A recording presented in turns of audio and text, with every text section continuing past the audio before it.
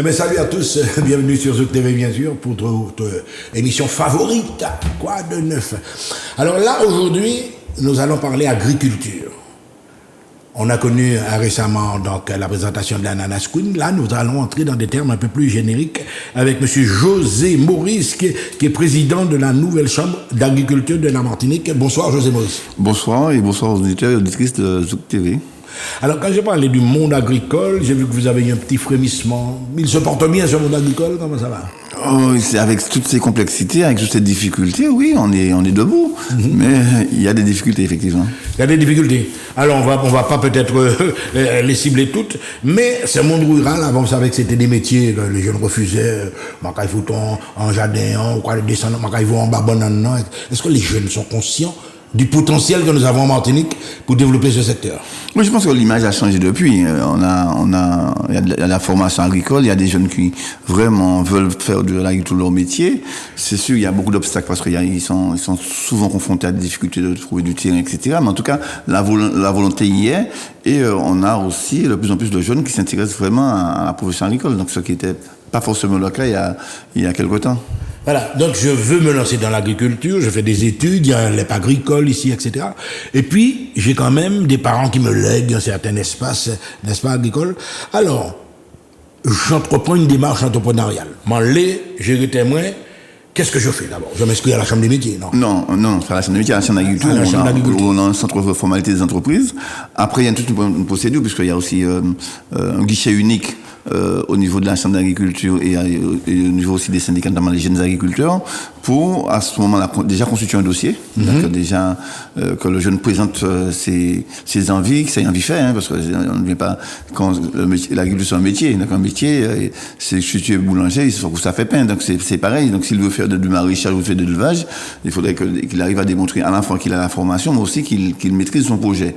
Et à partir de là, il y a un processus qui est un peu long. D'ailleurs, je le trouve un peu trop long, mais qui lui permet d'arriver jusqu'à son installation avec un certain nombre d'aides, aussi bien des aides directes comme des prêts à taux bonifié. Mais enfin, il y a tout un accompagnement autour de ce dossier d'installation.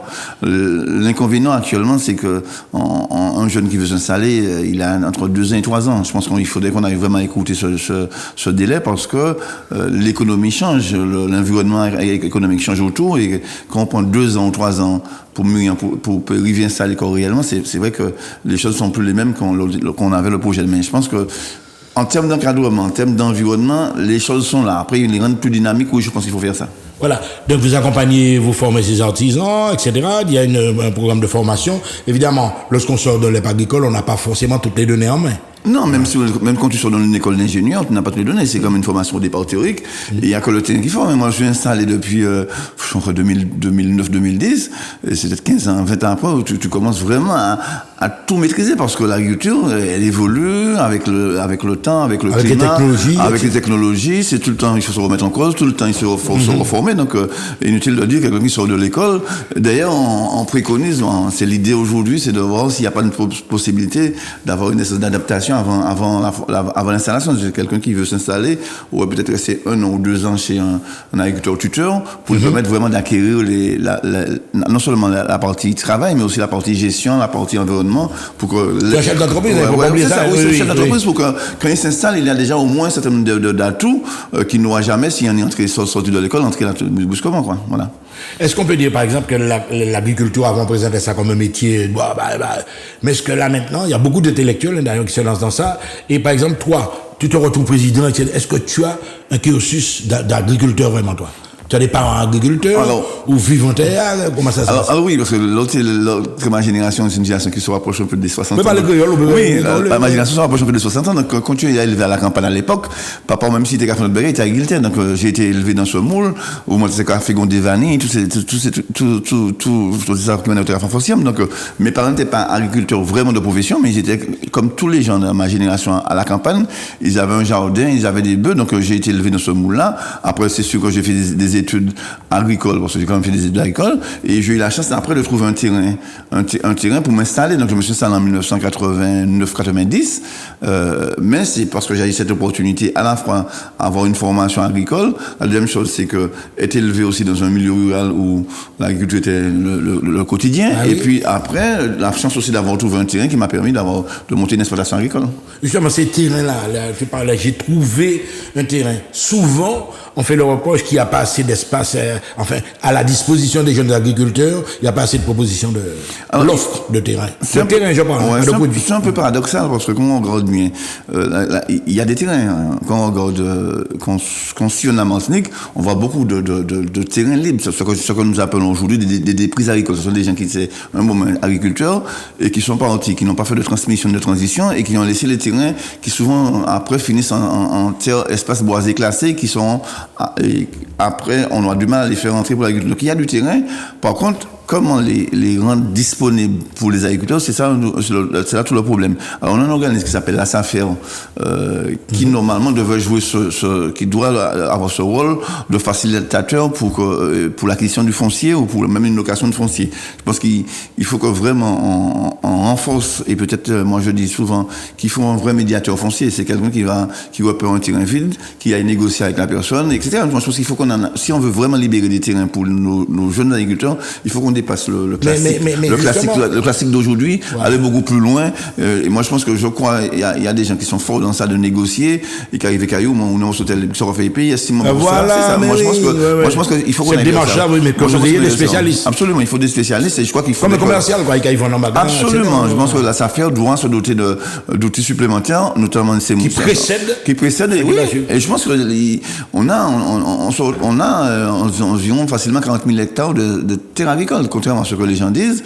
Autrement dit, le potentiel, il est là. Ouais. Je pense qu'il y a facilement 10 000 hectares de terre gelées qui pas utilisées, qui pas louées. Alors, il y a aussi les problèmes d'indivision, mais enfin, il y a mille et mille problèmes. Mais en tout cas, il y a du foncier agricole qui peut être disponible. Oui. Là, maintenant, on va arriver à ce qui est amené ici. Donc, la charte en faveur de la production martiniquaise. C'est ça, hein? Oui, absolument, oui. Alors, comment c'est né ça? La jeunesse de ce projet-là, ouais. Alors, c'est né d'une réflexion, alors elle ne date pas d'aujourd'hui, elle date d'environ 2 ou 3 ans, d'une réflexion pour dire comment peut-on ensemble faire quelque chose de commun. Parce que c'est vrai que chacun a leur label, les MPI, ils avaient le PIL, la Chambre des commerces était Nitayo, la Chambre des métiers était Nitayo, la Chambre d'agriculture, on a beaucoup travaillé sur des labels, etc. Donc l'idée c'est de dire comment permettre aux Martiniquais par un signe, par un logo, sans que c'est un produit martiniquais. Donc c'était ça la réflexion au départ. Ça a pris du temps parce que nous n'avons pas toujours les mêmes intérêts. Hein, et parce que on dit que cette démarche-là a été tentée avant. Il y avait des petits labels, mais c'était pas. Oui, c'est ça. Ça n'a pas eu de suite. Ouais. Là, on n'a pas partagé parce qu'il y a quand même la grande distribution, parce que c'est quand même qui assure la commercialisation de ces produits-là. Donc ils étaient très intéressés. Et derrière, il y a eu les chambres consulaires, donc chambre des métiers, chambre d'agriculture et chambre des commerces, mais également les MPI, puisque c'est l'industrie. Et on s'est mis ensemble, on a beaucoup réfléchi, on a beaucoup travaillé, on a même beaucoup discuté. Et puis on a dit, voilà, on est d'accord à faire un minimum commun. C'est vrai qu'en mathématiques, un dénominateur commun, on l'a trouvé à travers Cœur de Martinique, oui. José, je t'interromps justement à l'image, on a vu des produits, etc. Tous ces produits-là sont d'origine martiniquaise. Oui, alors tout ce qu'on vient de voir là. Hein. Oui, alors. Là, à consommer avec modération. Ceux-là sont purs, parce qu'il y a des produits Martinique, transformés Martinique. Ouais. Mais ça va au-delà, parce que vous avez aussi des productions qui sont transformées en Martinique. Et d'où la matière première vient de. Regarde ça encore, on voit des glaces, on voit toutes sortes de choses. Ouais. Mais ce qui est important de savoir, c'est que même quand le produit est transformé localement, c'est quand même de la valeur ajoutée parce qu'il y a des salariés, il y a des techniciens. Ça fait vivre l'économie. Donc on est d'accord sur ce logo Cœur de Martinique. Alors dans l'agriculture, on va demander d'aller un peu plus loin parce qu'on veut un peu distinguer les produits qui sont à la fois produits martiniquais et transformés martiniquais. Moi, je pense qu'il faut qu'on aille un peu plus loin dans la réflexion. Mais en tout cas, ce qui est important, c'est que avec toutes ces personnes-là qui ont des intérêts divergents des fois, on a pu trouver au moins quelque chose de commun qui est au Martinique. Voilà, on va passer en revue les objets, améliorer la visibilité, on vous a montré d'ailleurs. Alors là, par exemple, qu'est-ce qu'on voit un bureau, quoi, vous êtes là costumé et tout, qu'est-ce qui se passe là? Alors, on était costumé beaucoup parce qu'on tenait un tricot en bas veste là. En bas veste là, oui. Et pour nous faire une espèce de gang, quoi, vous l'avez dit, montrer le gouvernement quand tu tricot. Ah! Mais moi, c'est un peu de mise en scène. Ouais. Mais au-delà de ça, c'est, on partage un certain nombre de valeurs, notamment des valeurs, au niveau de l'emploi, au niveau de l'information professionnelle, au niveau aussi de tout ce qui est aussi transmission. C'est-à-dire qu'aujourd'hui, on a un tissu économique qui a vieilli et il faut, à travers les actions que nous préconisons, trouver des relais. Donc c'est une vision à long terme, quoi. Trouver aussi de la main-d'œuvre. Donc c'est pourquoi on a mis un cursus très très fort sur la formation professionnelle pour accompagner certaines comment dirais-je, les formations pour des métiers d'avenir où on a besoin vraiment de salariés. Alors je dis développement de l'entrepreneuriat, on a vu ça, vous mettez en place, etc., tout ce que tu viens de me dire. Participation à la structuration des filières, soutien à l'innovation. Précise un peu. Oui, les filières. Oui, c'est-à-dire qu'on essaie de le mettre en commun parce que chacun d'entre nous avons un certain nombre d'expériences dans un certain nombre de compétences. Donc l'idée, c'est pas chaque monde en garder des compétences sur caillou, mais voir comment mettre cette compétence pour améliorer les filières. En filière de production, c'est depuis au planter pied bras jusqu'à se transformer. Donc c'est comment aider à structurer des filières. Je donne un exemple. On a un exemple. Au niveau agricole, c'est la goyave. Donc on a des producteurs, on a une coopérative qui commercialise. Derrière on a un transformateur qui s'appelle Denel qui transforme en jus. Donc c'est ça qu'on appelle une filière. C'est-à-dire qu'on produit là, mais avec l'avantage que l'agriculteur se retrouve jusqu'au bout de la chaîne. Donc une synergie concernant tous les compartiments, les étapes différentes de la production. Exactement. Et de ça, on introduit l'aspect formation des agriculteurs, mais formation aussi des futurs agriculteurs, formation aussi des encadrements qui vont accompagner le développement, formation aussi des ouvriers qui vont également dans ces filières-là. Donc vraiment, c'est un projet global. L'idée, c'est à la fois répondre à la demande, mais aussi comment diminuer le chômage, parce que diminuer aussi le chômage, c'est aussi faire que des jeunes et des gens arrivent dans ces professions-là et prennent un peu de leur place, quoi. Voilà. Parce qu'il faut que nos téléspectateurs comprennent bien l'agriculture, mais l'agriculture, secteur d'avenir. Il faut bien y penser justement de plus en plus. On nous appelle à consommer local, mais voilà, le nécessaire est fait. Encourager les démarches environnementales, tu n'as rien de là. Oui, ça va là? Oui, absolument. Non, mais l'idée aussi, c'est répondre un peu aux enjeux. Hein. Les enjeux, on a un grand enjeu climatique aujourd'hui, et qui est lié un peu à comment on a traité l'environnement. Le réchauffement climatique, c'est un peu le résultat de notre comportement par rapport à l'environnement. Donc aujourd'hui, on a de plus en plus de manifestations à travers les carèmes de plus en plus allongés, ce qui se passe aussi ailleurs, hein, les montées des eaux. Donc on est obligé d'avoir un comportement à la fois beaucoup plus respectueux de l'environnement, mais aussi respectueux du consommateur. C'est-à-dire qu'il faudrait aussi que le consommateur-là ait la garantie de ce qu'il a dans son assiette ou dans sa cuillère, que ce sont des produits qui sont respectés les normes, des normes environnementales et des normes de qualité. Donc on a tous ces éléments-là à mettre en commun, parce que l'agriculture, à la fois produit de la production première, mais elle produit aussi des produits pour être transformés. Et quand on a la confiture, on a comme ça, c'est des produits, donc on est sur un respect à la fois comme on produit, donc avec le moins de pesticides possible, je ne dirais pas sans pesticides, puisque il pourra se faire d'illusions. Il y a des productions où on ne peut pas se passer à 100% de. Mais c'est un double volet, à la limite mais on essaie quand même d'utiliser au maximum des méthodes alternatives pour éviter l'usage de pesticides. De pesticides. D'où l'idée de nos consommateurs un produit vraiment tracé. Oui. Et mais pas la traçabilité en mots, il faut que ça, parce que souvent les gens te disent, ils veulent lire la traçabilité, etc. Mais de toute façon, pour les gens qui ont le label Cœur Martinique, ce sont des gens qui vont s'inscrire dans une démarche de respect. Label Cœur Martinique, c'est ce logo-là. Ce sont des gens qui vont respecter les cahiers des charges que nous avons écrits, que nous avions discutés, parce que le consommateur doit être sûr que quand il consomme Cœur Martinique, c'est quand il produit un produit sain. Soutenir, alors là on dit un truc dans la thématique qui m'interpelle un petit peu, soutenir les efforts de différenciation et de labellisation. Autrement dit, en même produit, soutenir des efforts de différence. Par exemple, les Romains, on prend un exemple le plus banal. Ouais. Oui, c'est-à-dire qu'on tu as dans même types de production. Même filière. Tu as plusieurs façons de produire. Tu as ceux qui produisent, il n'y a pas une production bio, c'est une production bio, c'est une production qui respecte une autre forme de production qu'une production plus classique. La différence, c'est là. Donc ça veut dire qu'on ne peut pas fermer tout le monde dans un même système de production. On accompagne les différentes méthodes de production, mais avec un objectif, c'est un objectif qui est la traçabilité et le respect du consommateur à travers du produit qu'il achète en final. Alors, ce que tu viens de dire là, c'est très important parce que maintenant, tout le monde c'est bio, etc. Les boutiques bio, souvent, des fois, il y a un petit mystère autour de ça.